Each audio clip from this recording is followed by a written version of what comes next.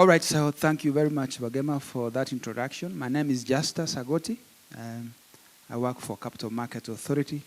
Been there for since 2010. I should be around 13 years already. It's been long, eh?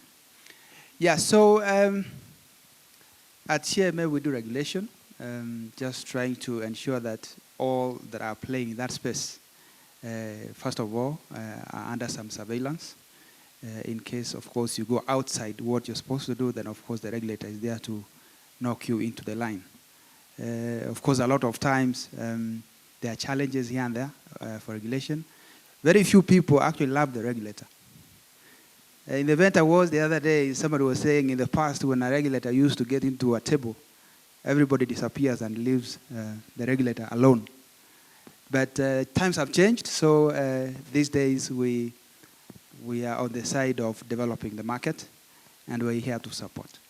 Thank you. Thank you. Thank you very much, Justus. So Justus will also be representing capital as well as the regulation especially, the regulatory pillar. All right. Zoravar? Hi, my name is Zoravar Singh, and I'm a property developer, and now starting to launch our own REIT as well. And I'll speak about the property... real estate pillar. I also sit on the board for the Kenya Property Developers Association, where I chair the affordable housing program. And so we can try to incorporate also affordable housing into the conversation. Thank you very much. Thank you. Thank you, Zoravar. So Zoravar is also the one who is chairing the REIT toolkit. So later on in the incubator, so you'll later be seeing him. Welcome. Okay, Ruth, you're most welcome. Morning, everyone. So my name is Ruth Okal. My day job is with Fahari. I'm Assistant General Manager at Fahari. Fahari is the first listed REIT in this country. It has a very special place in history. It's paid all the school fees and educated everyone this far. So I've been in the REIT environment since 2013. That's about 10 years now. Again, the longest serving REIT practitioner. When I sit in RAK, I wear a hat of, I'm in the main committee, but I also chair a subcommittee for research, policy, and publication. And I was also part of this conference planning. So in terms of what I'll be talking to you about today is under regulatory arm of the REIT toolkit. And I think I'll be supported by the regulator as well. Thank you. All right, thank you very much. Yeah, so all the speakers, she was also the one chairing that committee within the conference. So welcome, Ruth. Our MRISC. Karibu sana. I believe it's MRICS. MRICS, yes. Good morning, everyone. My name is Hilda Njoroge. I sit here representing fund managers. I've been in the fund management industry for the last 10 years. Been part of the founding REIT, Fahari, all the way to another fund manager where we actively are investing in REITs and also deploying capital to building of REITs in the market.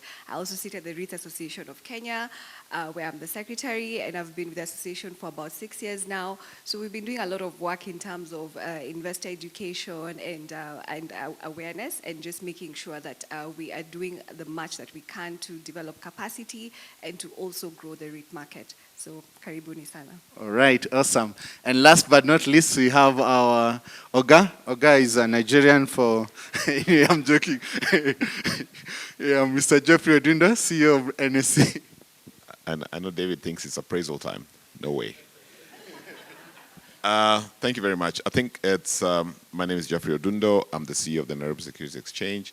We are really delighted to be pioneers in this product in Africa, just after the JSC, and just to see the growth and development of the real estate sector in Kenya. So we are delighted, and I'm here to just share the journey. As Ruth has said, it has not been easy having Fahari. And you know, the Kenyan, the naysayers have had issues with it. We get a lot of media when things are not working. And now when things are about to work, we don't even see those headlines. So the real estate sector is just about to, and I liked what Andrew talked about, rocket fueling this sector. And I'm really delighted that we'll be able to share the thoughts around that. Thank you. All right, welcome, Jeff. I know December is not very fast, so I know when the appraisal time comes, we're already fulfilling our appraisals. Thank you.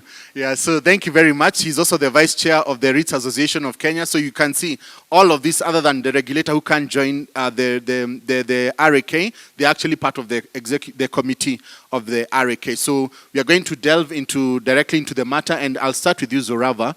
Looking at that number, 500 billion, 500 billion. Yeah, and also that growth. What are the assumptions? Is that realistic? I know what has informed such a number. And then also going to the 1.6 trillion. I know it's a good number, but what informs it? And are we really going to get there? Yeah, thanks a lot. Just by way of background and context, I helped to work on some of the macro modeling around some of the REIT sector growth targets. And what we did is we looked at REIT markets in other countries, and we saw what was REIT market capitalization to GDP.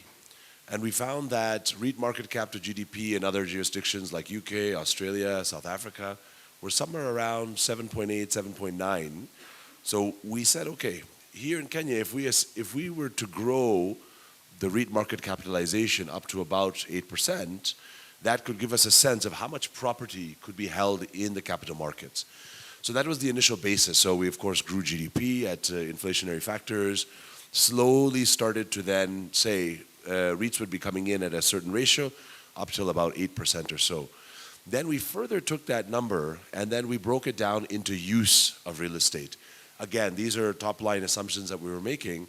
We looked at, I think, EPRA and NAREIT had some research that talked about the different breakdown of uses in global REITs. And we took that, and then we sort of kind of consolidated it a little bit here in Kenya and made assumptions around housing, industrial, commercial, and also we added a fourth pillar of infrastructure. And that's how we basically came up with the initial top-line assumptions about how we will look to grow the REIT sector certain targets. Now, then we further took that to break it down into the two stages that you're seeing here around incubation and growth acceleration. And as Waggema has pointed out early on the early stages is really about building sector capacity and building and unlocking some of the bottlenecks. And so that's why we ended up focusing on this first stage and setting an interim target of 500 billion. So for us, that's a first stage target. We're saying if we can achieve there, then there'll likely be a lot of REITs in the market, the sector's capacities will be built, and other issues, perhaps like the stamp duty issue, will have been alleviated. So we've been able to alleviate some of the sector bottlenecks. So then the next phase is all about growth acceleration. So those same REITs that are there will then be building their portfolios over time. And so that's how we came up with some of the top-line assumptions. All right, thank you very much and well articulated. And you've talked about removing the different bottlenecks. And one of the ones that has been like a consistent theme from when we had the chief guest has been the area of taxation and maybe making it conducive. One of the things that we've learned even from South Africa, from the US, other jurisdictions, policy plays a critical role. So Ruth, maybe you can elaborate what do you feel should be the conducive policy environment to foster this type of growth, because it needs a policy, and also we'll ask the regulator also to chip in. What are they doing also to support on the same, and is it really something that is achievable from a policy side? Thank you, Waggema. So I think we've heard a lot about policy in the since yesterday, and for it to prosper, we really need the regulatory environment to be refined over time and to be reinforced over time. And there are different sectors or areas of policy refinement or policy intervention. I think tax is a big one, and that has been talked about since yesterday again. Areas of income tax, taxes that come in at the beginning or at the inception, or when you're building capacity or building your stock or buying your property, things like stamp duty, exemptions are very important. So in terms of this tax or fiscal, what we call fiscal incentives, that then are able to spur the growth of REITs.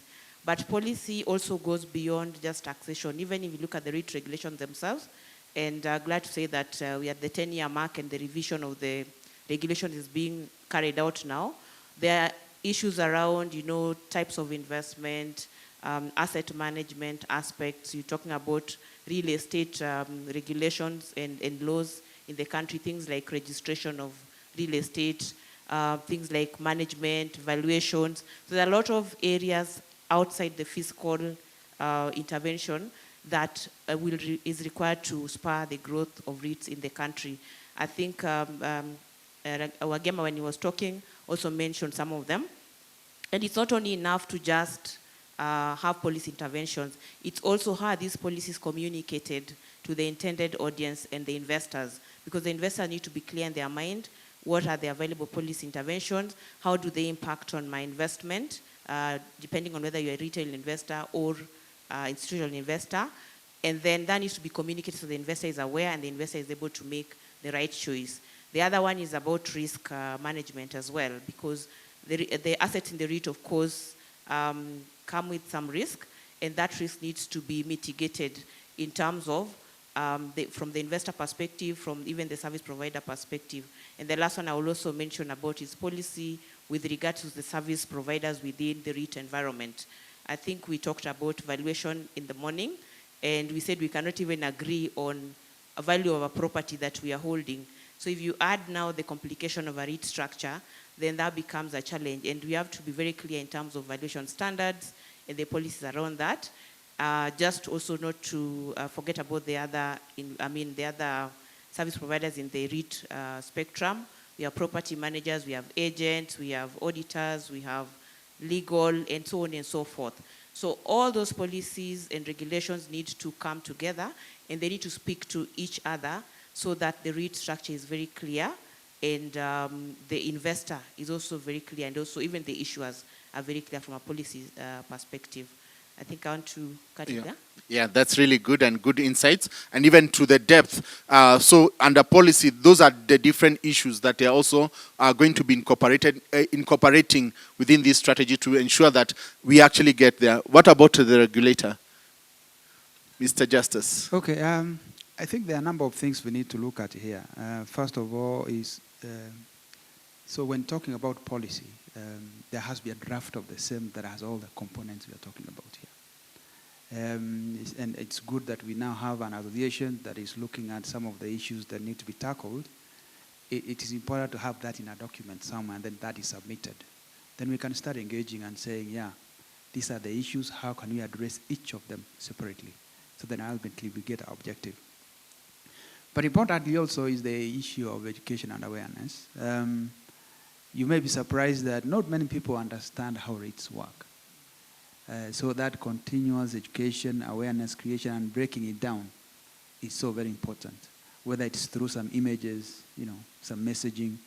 So all that would contribute into the same. Otherwise, they say, my people die because of lack of knowledge. So very important is to have that messaging very clearly put out and very much simplified to ensure that everybody is able to relate to what somebody is talking about. The other aspects around, how do you ensure that these transactions are executed, within certain timelines, and technology comes in there.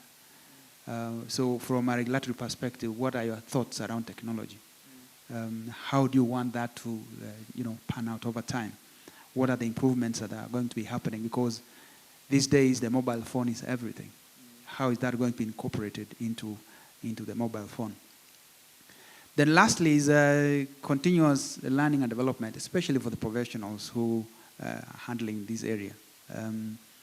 Because there are all kinds of things that are happening, and I'm happy Minarete already has offered some free tickets to the US for this, which is very good.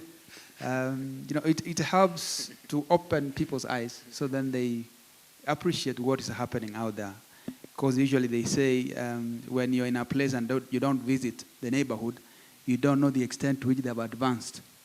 Yeah. So when you visit out there, then you realize that, wow, I thought I was ahead of everybody else. And then realize you're the last. Okay. Then lastly, from a regulatory perspective, ours is to provide that support. We always are waiting to get that feedback from stakeholders. What is it that you want? How do you want it to be put across? And who should do it? Once that is done, then we will be good to support and then have or all working in one direction. Expanding that stakeholder base to ensure that ultimately everybody is in the pot would push this market forward. Wow, well said, and we'll be coming to you shortly if you have any burning question or maybe an intervention that they can actually be able to be incorporated. And like he has mentioned, there are different layers that would actually need to go into this. And that's why we are looking at it from a sector, as a sector strategy, what needs to be put in place. Of course, it's a marketplace where all the action is going to be taking place. That means that from yesterday's presentation, for those who are there, Ms. Mbide did give an overview, especially of the Nairobi Securities Exchange, where they have two platforms, whereas people can actually come both to raise capital but also to trade. And I'll allow Mr. Jeffrey Odundo to see what is the contribution of the market even towards the growth of this sector. Thank you, David. I think, first of all, I want to just highlight some of the key enablers that I see in this market. So when you ask yourself, what is the character of the REITs market, or what's the character of the real estate sector in Kenya? I think there are four key things that I think will propel this sector in Kenya. The first one is the land bank we have. I think if you look at the mass of land in this country, we are all in the southern belt. We're all between Mombasa and Kisumu, and everybody's concentrated there. The upper side of this country, is the northern side, is totally sparsely populated. If you go to the US today, if you go to a city, a state like Texas, it's a semi-desert, but the kind of infrastructure in that country is amazing. So there's an opportunity to really build the upper north in this country. And what's going to build that? The real estate sector. So we are sitting on a great opportunity. So the land bank in the country is amazing. The second character of the real estate sector is the population demographics. We have got a population of 55 million people. We have got 75% of those below the age of 30. Where are they going to live? You know? We should ask ourselves that question, where are they going to live? So we need to continuously, this is a sector that is just about to really take off because those who need an area to live. The third one is we look at the financial, what's financing the growth of the real estate sector in Kenya. We currently have only 25,000 mortgage accounts in this country. I mean, who's building these opportunities? You know, I think there's an opportunity for us to aggregate capital to build infrastructure in the right way. You know, and urban planning. When you go to some locations, the city, the kind of planning that is there, you don't know how people are building. I think we need proper urban planning, which is a great opportunity. The final one is how do we change our investment thesis? I think Kenyans are known for real estate, for land. We bank land like, you know, we were born to buy land, but this land belongs to God. So we need to change that thesis. Let's innovate. We need to innovate, and how do we own land in the future? You know, let's not take our children through the same garden path we've all walked. I own land. Honestly, am I going to build it? I'm crossing 50. I mean, I should be enjoying the rest of my life, right? So we need to unbank land, which is something that I see. So I think the REIT sector is going to change our mindset. It's going to be a great opportunity for this country, and the capital markets will fuel that, because it's only through the capital markets that we can aggregate capital. It's the easiest way to aggregate capital.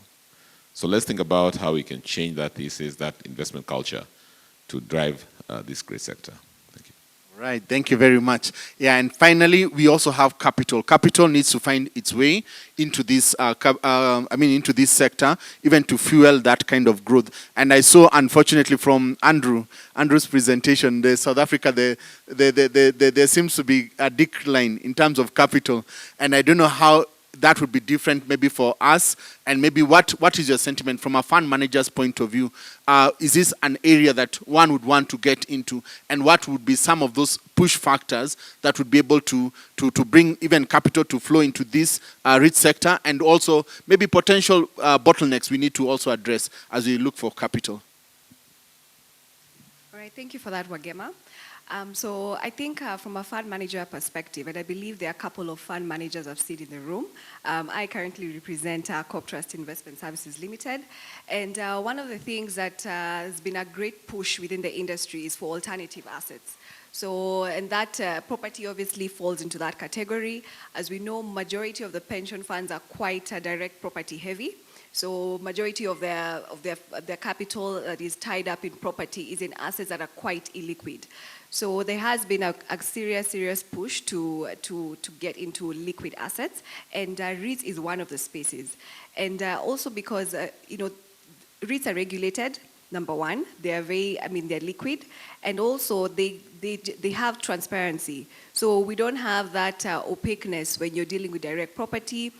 And also there is less of involvement in terms of management. So that's already designated to a REIT manager. So what fund managers ideally need to do is just to deploy capital, a small amount, just so that you can start re-energizing the sector. So what we've seen is that I think, I believe ILAM and Akon REIT can attest to that. There's been a lot of inquiries in terms of where, how much can they, put into REITs. And we've seen Akon doing lots of rights issues, and we've seen a majority of the pension funds seeking to take up that opportunity. And I believe there's one key pension fund here I'd like to mention that actually structured their own REITs to just make sure that they deconstruct their property portfolio, CPF, and they've done quite a very good job, and that has allowed them to deploy capital in the right areas, and also to liquidate most of their property assets, and to also allow investors to invest as well into REITs. So I think that the key here is just to deploy small amounts of capital. In fact, what fund managers are looking for is credible REITs and variety, because currently we have very few REITs in the market. So I think as more and more REITs come into market, and also in terms of their varied, sector diversification, whether it's a commercial REIT, housing REIT, student accommodation REIT, that will provide great avenues for fund managers to deploy capital, and also just to make sure that a lot of their portfolios are diversified away from bonds and equities and the usual traditional asset classes. So yeah.